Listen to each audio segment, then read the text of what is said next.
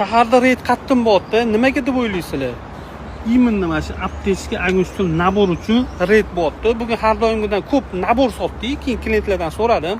Aka, nimaga ko'p olyapsizlar? Bugun ko'p so'rayapti, telefonlardan ko'p so'rashyapti desam, aka ko'chada yomon reyd bo'lyapti, to'xtatyapti. Bagajda chiqmasa sразу yarimta minimalka shtrap yozyapti deyapti. Shuni sizlarga xabarni berib qo'yaman. Agar naboringlar bo'lmasa, tezroq olib bagajga solib qo'yinglar.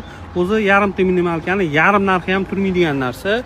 Bu videoni ko'proq shopir do'stinglar jo'natib qo'yinglar. Kommentariyaga agar shu nabor bo'yicha tushganlar bo'lsa, izohni yozib qoldiringlar.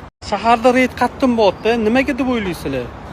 Именно mana shu aptechka agustul nabor uchun reyd bo'lyapti. Bugun har doimgidan ko'p nabor sotdik. Keyin klientlardan so'radim.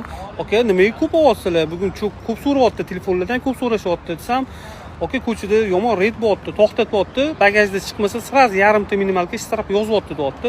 Shuni sizlarga xabarni berib qo'yaman. Agar naboringlar bo'lmasa, tezroq olib bagajga solib qo'yinglar. O'zi yarimta minimalkani yarim narxi ham turmaydigan narsa. Bu videoni ko'proq shopir do'stinglar jo'natib qo'yinglar. Kommentariyaga agar shu nabor bo'yicha tushganlar bo'lsa, izohni yozib qoldiringlar.